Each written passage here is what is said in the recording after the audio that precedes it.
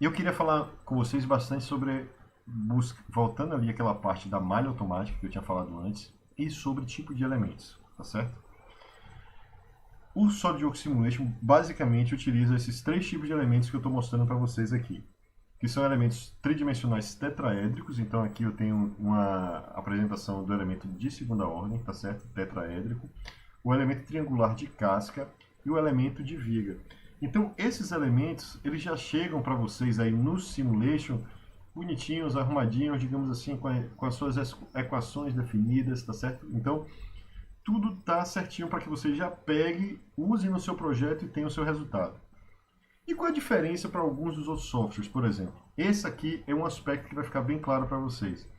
O Simulation ele tem isso tudo organizado para vocês, para que você pegue esses elementos, coloque na sua análise e gere o trabalho nos seus resultados.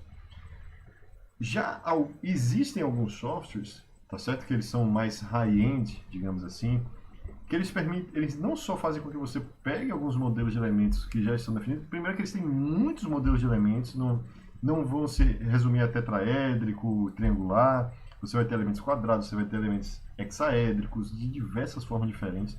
Só para vocês terem uma ideia, uma curiosidade, o próprio SolidWorks Plastics, que é uma simulação do SolidWorks também, utiliza elementos hexaédricos, tá certo? Então, assim, o que você vai ter em alguns softwares que são high-end, como por exemplo o Abacus, que hoje é um software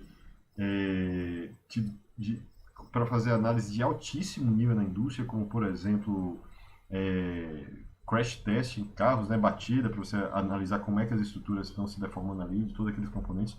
O Abacus ele já permite que você tenha uma liberdade um pouco maior de mexer com esses elementos. Mas o que acontece no final das contas, pessoal, é que para a maioria dos casos, para grande parte dos casos mesmo, vocês só vão precisar usar esses aqui.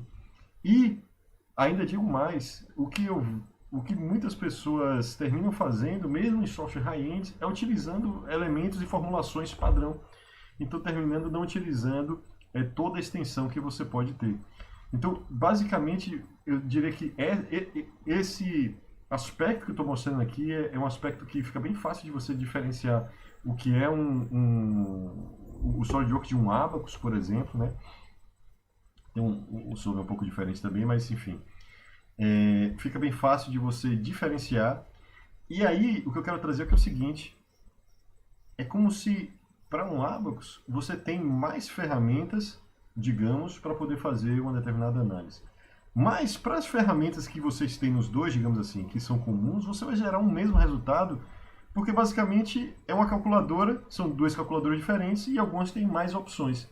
Mas o cálculo, a conta em si que elas vão fazer é a mesma, tá certo? Então você vai gerar o mesmo resultado.